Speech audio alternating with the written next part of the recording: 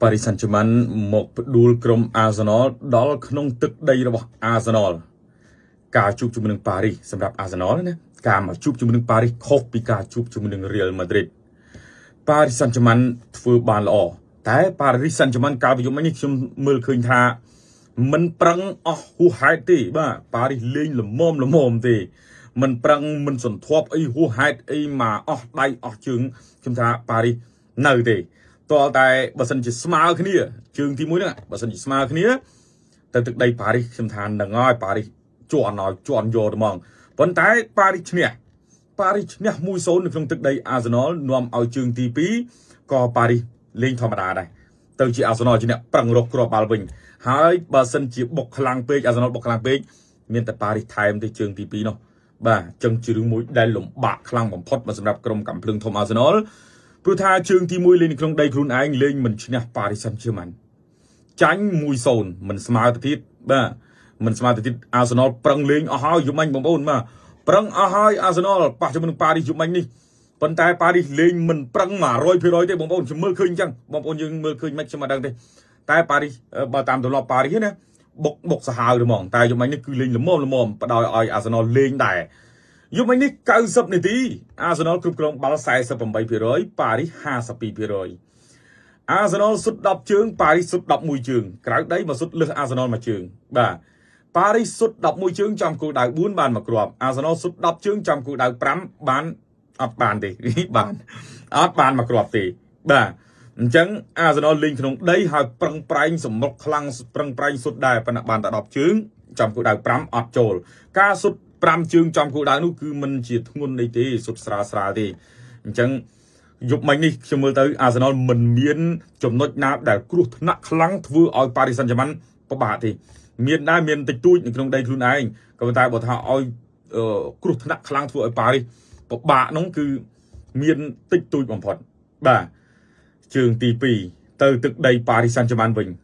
មានតែស្មើអស់ល្បឿនហើយបាទបើថាឲ្យឈ្នះទៅលើក្រុម Paris ខ្ញុំគិតថាពិបាកបន្តិចខ្ញុំមិនមែនថានិយាយចឹងទៅទម្លាក់ Arsenal អីទេបាទព្រោះថាជើងទី1លេងនៅក្នុងដីខ្លួនឯងហើយក្រុមភ្ញៀវ Paris Saint-Germain ហ្នឹងមិនប្រឹងពេកទេតែនៅតែឈ្នះបានមកគ្រាប់ចុះតំណទៅដី Paris វិញអ្នកគ្រប់គ្រង Ultra Fan របស់ក្រុម Paris Saint-Germain Arsenal គាត់ឃើញ Ultra Fan របស់ Paris ហ្នឹងគឺញ័រជើងបាត់ហើយប៉ុន្តែមិនងាយញ័រជើងទេសូម្បីតែទៅដី Real Madrid ក៏មិនងាយញ័រជើងដែរបាល់ទាត់ដូចបងប្អូនយើងអាសានិយាយចឹងថាបាល់មូលទោះជាយ៉ាងណាក៏ដោយ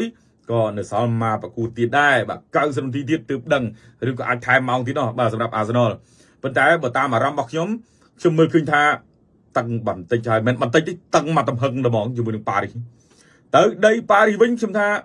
មានតែ Paris ថែមបាទឬក៏អស់ឲ្យត្រឹមស្មើ Paris ឡើងអានឹងខ្ញុំមើលឃើញចឹង Paris ឡើងភាគរយខ្ពស់ណាបាទ Paris ឡើងហើយទម្រង់លេងរបស់ Paris យប់មិញលេងនៅក្នុងទឹកដីរបស់ Arsenal មិនប្រឹង 100% ទេបងប្អូនប៉ុន្តែនៅតែមានទម្រង់លេងហ្នឹងល្អជាង Arsenal ប៉ុន្តែមិនល្អដាច់ទេយប់មិញនេះដោយសារតែ Paris នាំមុខមកគ្រាប់តាំងពីនាទីទី4នេះបន្ទាប់ពី Paris នាំមុខហើយ Paris ថយក្រាកមុននឹង Paris សុទ្ធបានមកគ្រាប់ណាបងប្អូនសម្រាប់មកប្រើនោះ Arsenal មិនទាន់បានសុទ្ធមួយជើងទេតែ Paris សុទ្ធ6ជើងបាត់ហើយ6ជើងហើយបានមកគ្រាប់ផ្លេតនៅនាទីទី6នាទីទី4មកផ្លេតសុទ្ធ4 5ជើង6ជើងណាបាទហើយតម្រាំសុទ្ធនឹងតលតបានមកគ្រាប់ទើប Paris ដកថយបាន Arsenal ចាប់ផ្ដើមបុកវិញព្រោះថាគេនាំមុខហើយចាប់ផ្ដើមបុកវិញតែការសម្រុករបស់ Arsenal នៅតែសម្រុកបែបលឹបលោមិនសូវជាហ៊ានទៅ Paris ប្រមាណទេ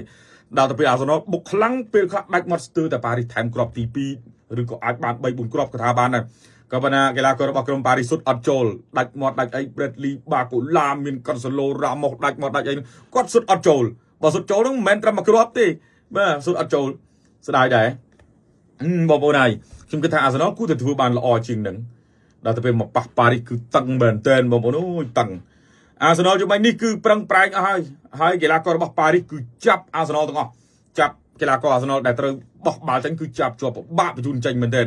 អញ្ចឹងធ្វើឲ្យ Paris Saint-Germain ឈ្នះមកគ្រាប់ទល់នឹង0នឹងជាទុនដ៏ធំមួយនៅក្នុងការទៅលេងនៅឯទឹកដីទីក្រុង Paris ប្រទេសបារាំងជើងទី2គឺ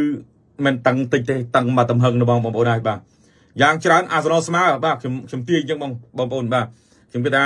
Paris ជាអ្នកឡើងវគ្គផ្ដាច់ព្រាត់បងប្អូនយើងបាទ ខ្ញុំមានតែប៉ុណ្្នឹងទេបងប្អូនយើងយល់ឃើញយ៉ាងណាអាចខមមិននៅខាងក្រោមណាបងប្អូនណាព្រោះថាខ្ញុំទស្សនាតែខ្ញុំឃើញអញ្ចឹងបងប្អូនយើងអរគុណសម្រាប់ការទស្សនាបងប្អូនណាបាទអរគុណច្រើន